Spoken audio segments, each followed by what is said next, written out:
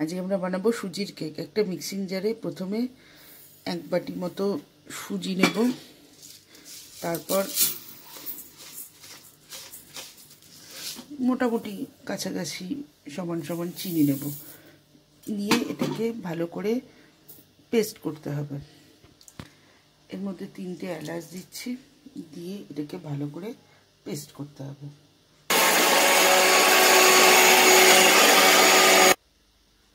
এই যে মোটামুটি এটা হয়ে গেছে।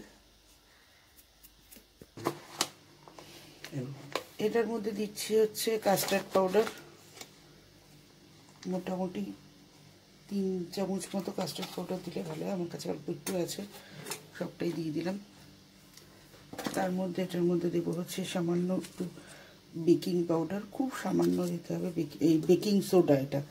এরপরে যাচ্ছে বেকিং পাউডার, এই 1 চামচ মতো বেকিং পাউডার দিলেই হয়ে যাবে। তারপর এটা একটু ভালো করে মিশিয়ে নিয়ে একটু দুধটাকে একটু উষ্ণ গরম করে নিতে হবে।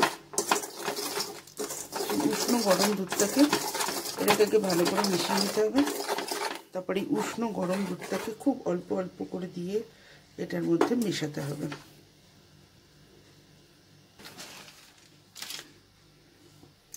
এটার মধ্যে একটুখানি আমি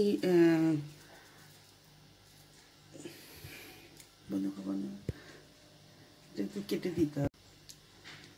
এটার মধ্যে আমি এই একটুখানি হাফ কাপ মতো একটু ওটস দিয়ে দিলাম। এটা ইনস্ট্যান্ট ওট, যেটাতে এটার পুষ্টিগুণটা একটু বাড়িয়ে দেবে।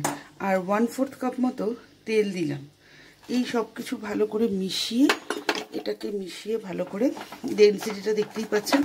এটাকে মোটামুটি যেহেতু সুজি আছে, অন্তত 15-20 মিনিট এটাকে রেস্ট দিতে হবে।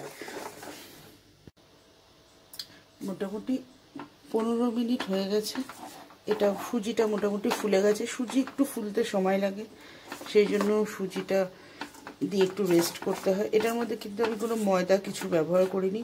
ওটসটাও আমি গুঁড়ো করে দিইনি, ওটসটাও আমি গোটা গোটাই দিয়েছি যাতে ওটা মুখে পড়ে।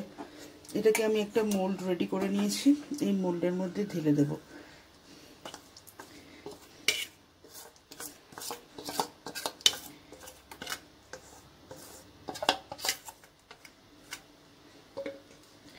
মোল্ডটাকে হালকা করে একটু এরকম করে নিতে হবে, তাতে এটা ভালো হবে। আমি একটা কড়াই গরম করে নিয়েছি মোটামুটি, তার মধ্যে একটা স্ট্যান্ড বসিয়েছি। তার মধ্যে এটাকে বসিয়ে এটাকে চাপা দিয়ে গ্যাসটা সিমে করে মোটামুটি 25 মিনিটস এটাকে হতে দেবো।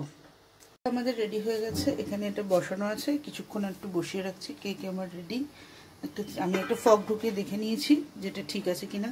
এবার আমরা কিছুটা দুধ নিয়েছি, এই দুধটাকে আমি এটার মধ্যে 1/2 লিটার দুধ আছে, 500 মিলিলিটার, এটা আমুলের কাউ মিল্ক আছে। এটাকে আমি রিডিউস করব, মোটামুটি হাফ রিডিউস করতে হবে।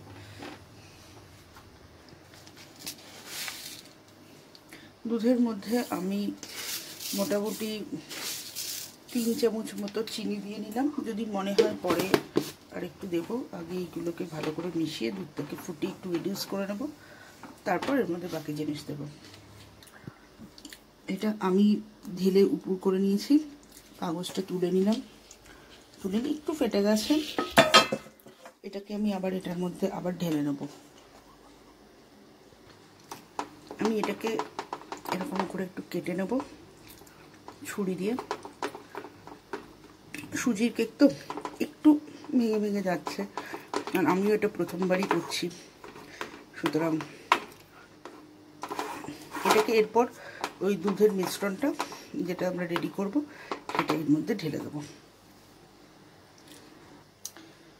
এখানে 1 চামচ কাস্টার্ড পাউডার একটু ঠান্ডা করে রাখা দুধে গুলে নিয়েছি। এখানে দুধটা প্রায় রিডিউস হয়ে এসছে। এর মধ্যে আর একটু সামান্য আমি চিনি দিয়েছিলাম 1 চামচ, যেটার ভিডিও করা আমার হয়নি। এবার এই কাস্টার্ড পাউডারের এটা আমি এটার মধ্যে স্লারিটা অল্প অল্প করে ঢেলে দেবো, দিলে ভালো করে মিশিয়ে নেবো। যেহেতু কাস্টার্ড পাউডারটার মধ্যে টুট জাতীয় জিনিস থাকে, এটা লাম্পস ধরে যাওয়ার সম্ভাবনা থাকবে। খুব ধীরে ধীরে ধীরে ধীরে এটা মিশিয়ে নিতে হবে এবং খুব হালকা অল্প অল্প করে দিয়েই মিশিয়ে নেওয়াটাই মনে হয় ভালো হবে। এটার হয়ে গেছে, ক্রিমিনেসটা চলে এসছে, দেখতেই পাচ্ছেন যে ক্রিমিনেসটা চলে এসছে। এর মধ্যে আমি এই একটা 10 টাকার মিল্ক পাউডারের প্যাকেট দিয়ে দিলাম। জরুরি নয় যে এটা পুরো গলাতে হবে, একটু যদি লামস থাকে সেটাও ভালো লাগবে। এটা মোটামুটি আমি একটু মিশিয়ে নেব, পুরো প্যাকেটটাই আমি দিয়ে দেবো। মোটামুটি মিশিয়ে নেব, জরুরি নয় যে পুরোটাই একবারে মিশিয়ে নিতে হবে, পুরো একবারে দুধ হয়ে মিশে যাবে। একটু যদি লামসও থাকে সেটাও ভালো লাগে। এটা একবারে বন্ধ করে দেবো, বন্ধ করে আমি এটাকে আস্তে আস্তে করে মিশিয়ে নেব। এইটা কেকটা অবশ্যই গরম থাকতে থাকতে এটা দিতে হবে এটার মধ্যে। এই জিনিসটা অবশ্যই, যে আমরা যে কেকটা বানিয়েছি এটা অ্যাকচুয়ালি একটা মিষ্টি, এই যে কেকটা বানিয়েছি এটাকে আস্তে আস্তে করে এর মধ্যে ঢেলে দিতে হবে। দুটোই যেন গরম থাকে, নালে কিন্তু এটা অ্যাবজর্ভ করবে না।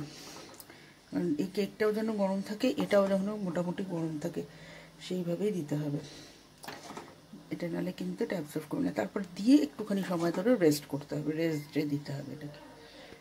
আমি কিছুটা ড্রাই ফ্রুটস কেটে রেখেছিলাম, যেটার উপর দিয়ে হালকা হাতে ছড়িয়ে দেবো।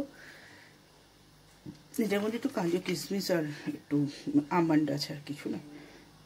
এটা অপশনাল, দিতেও পারেন নাও দিতে পারেন, যার কাছে যা থাকবে তাই দেবেন, না থাকলে দেবেন না। এটাকে আমি এবার একটু ঢেকে একটু ঠান্ডা হতে দেবো, যেহেতু আমরা এটা গরম গরম দিয়েছি। ঢেকে অন্তত 15 থেকে 20 মিনিট এটা ঠান্ডা হতে দিতে হবে। 15 মিনিট মোটামুটি হয়ে গেছে, এটা মোটামুটি সেট হয়ে গেছে। ফ্রিজে রেখে ওভারনাইট রেখেও খাওয়া যায়। এটাকে তুলে এরকমভাবে সার্ভ করতে হবে। এটা অলরেডি আমি কেটেই দিয়েছিলাম আগে, না কাটা থাকলেও এরকমভাবে কেটে কেটে তুলে না। এটা একটু ভেঙে ভেঙেই যাচ্ছে, তার কারণ এটার মধ্যে সুজি দেওয়া আছে, তার আমি একটু ওটস দিয়েছিলাম, সেই জন্য এটার মানে বাইন্ডিংটা কম আছে। এর মধ্যে কিন্তু ডিম নেই, সেই জন্য সেই ফ্লাফিনেসটা ওরকম হয় না, তবে খেতে খুব ভালো হয়।